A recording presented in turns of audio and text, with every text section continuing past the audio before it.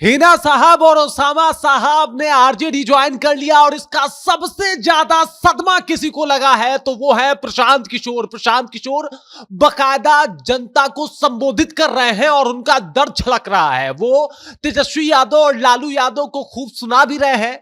प्रशांत किशोर उन दोनों को याद भी करवा रहे हैं कि किस तरीके से जब शहाबुद्दीन का देहांत हुआ था तो उस वक्त यही तेजस्वी यादव और लालू यादव ने हिना परिवार को, शहाबुद्दीन के फैमिली को नजरअंदाज कर दिया था और अब जब उनको जरूरत है तो वो एक बार फिर से उनके साथ जुड़ते हुए नजर आ रहे हैं।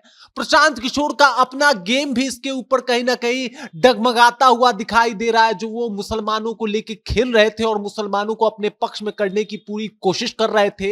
एक हिना साहब और ओसामा साहब के आ जाने के बाद प्रशांत किशोर का पूरा जो गेम है, मुसलमानों का कार्ड है, वो चरमराता हुआ दिखाई दे रहा है। क्या कुछ कह रहे हैं प्रशांत किशोर, किस तरीके से हिना साहब और ओसामा साहब प्रशांत किशोर के वोट को एक तरीके से पूरा हिला के रख दिए, उनके समीकरण को हिला के रख दिए हैं, ये सब कुछ मैं आपको बताऊंगा। लेकिन उससे पहले मेरा परिचय जान लीजिए। मेरा नाम है रजत और आप जनता जंक्शन देख रहे हैं। आपको बता दूं कि हिना साहब और ओसामा साहब ने आरजेडी ज्वाइन कर लिया और तेजस्वी यादव ने बड़े ही शानदार तरीके से उनका अपने पार्टी में इस्तकबाल भी किया है और इसके बाद तमाम तरीके की पार्टियां उनके ऊपर तंज करना शुरू कर देती हैं। उसमें प्रशांत किशोर भी शामिल है। प्रशांत किशोर का सामने आना इसलिए भी लाजमी है क्योंकि प्रशांत किशोर ने एक पूरा गेम प्लान तैयार किया था मुसलमान वोटरों को लेके। उनको लग रहा था कि 17% आबादी इस बार उनको छोड़ के कहीं जाने वाली नहीं है, लेकिन जैसे ही हिना साहब ने यह ऐलान किया कि वो आरजेडी ज्वाइन करने वाली हैं और जैसे ही तस्वीरें स्पष्ट हुई जहां पे लालू यादव, तेजस्वी यादव, हिना साहब, ओसामा साहब एक साथ खड़े हैं, एक दूसरे के साथ हाथ में हाथ डाले खड़े हैं, थामे खड़े हैं और वही आरजेडी के टोपी के साथ आपको जहां पे दिखाई दे रहे हैं मरहूम शहाबुद्दीन के बेटे ओसामा साहब, इन सब से स्थिति जो है एकदम बिल्कुल बदल गई है। स्थिति यूं बदल गई है कि एक तरफ जहां पे प्रशांत किशोर चाहते थे कि मुसलमान वोटर इस बार उनको छोड़ के कहीं नहीं जाए, वही अब मुसलमान वोटर के जाने का डर जो है वो सताने लगा है। बड़े मंच से कहते हैं कि ये वही लोग हैं, जब शहाबुद्दीन नहीं थे तो ये लोग पूछने तक नहीं गए थे, लेकिन आज राजनीतिक तरीके पे ये लोग इतने ज्यादा मजबूर हो गए हैं कि इनको एक बार फिर से जाके उनसे हाथ मिलाना पड़ रहा है।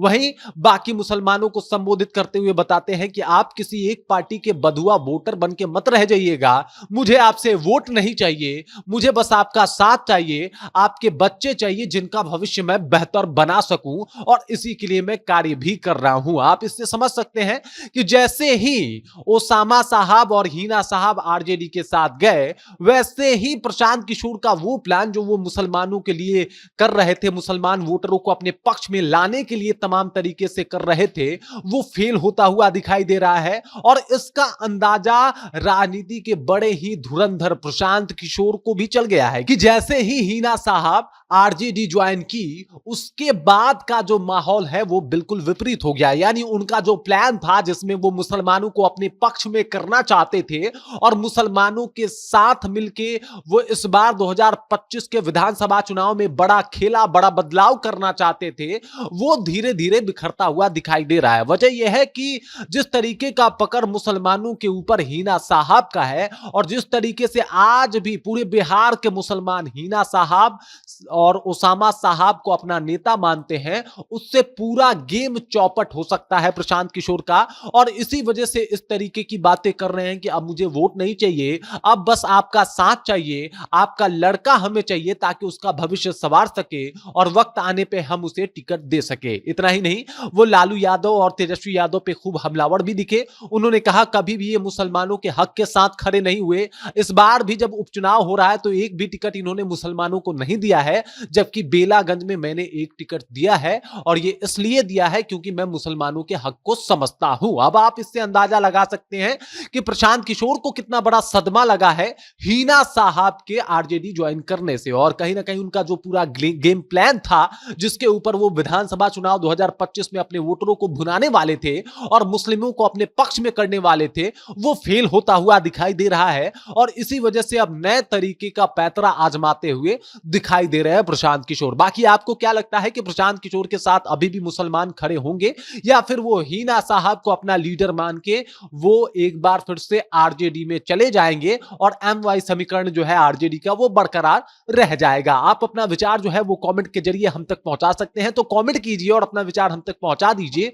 बाकी आप देख रहे हैं जनता जंक्शन और मेरा नाम रजत है।